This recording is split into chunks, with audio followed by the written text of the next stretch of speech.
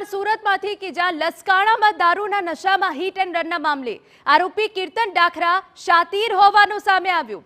નશો કર્યો કે કેમ તે પકડાય નહીં તે માટે 30 કલાક બાદ હાજર થયો। નશા અંગે પોલીસે બ્લડ અને વાળના સેમ્પલ લીધા છે। બ્લડ સેમ્પલ છુપાવવા માટે કીર્તન સતત 30 કલાક રજડ્યો।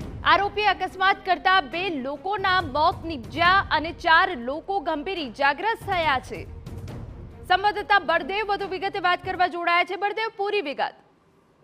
સુરતના વાલક પાટિયા નજીક 2 દિવસ અગાઉ જે રીતે એક હિટ એન્ડ રનની જે ઘટના બની હતી તેની અંદર કેટલાક જે યુવકો છે તે પોતાની ફોર વ્હીલ લઈ અને ફૂલ સ્પીડ એટલે કહી શકાય 130 થી 150 ની વચ્ચે જે સ્પીડમાં કાર ચલાવી આવી રહ્યા હતા અને પોતે નશાની હાલતમાં હતા અને તે દરમિયાન અકસ્માત સર્જ્યો હતો, જેની અંદર એ 2 લોકોના જે બંને સગા ભાઈઓ છે તેમના મોત થયા હતા અને 4 લોકોને ગંભીર રીતે આજે ઈજા પહોંચવા પામી હતી, જે તે સારવાર લઈ રહ્યા છે।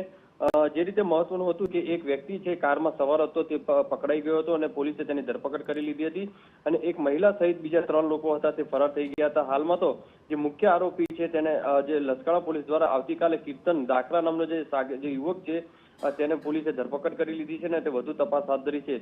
તપાસની અંદર જે રીતે માહિતી મળી રહી છે કે નશામાં છે કે નહીં તે પકડાય નહીં। જે આરોપી જે છે તે અકસ્માત કર્યા બાદ 30 કલાકથી ભાગતો ફરતો હતો, પણ જે રીતે પોલીસનું પ્રેશર આવ્યું હતું અને તેના કારણે તે પોલીસ સ્ટેશનની અંદર ગઈકાલે બપોરના હાજર થયા હોવાની જે માહિતી સામે આવી રહી છે।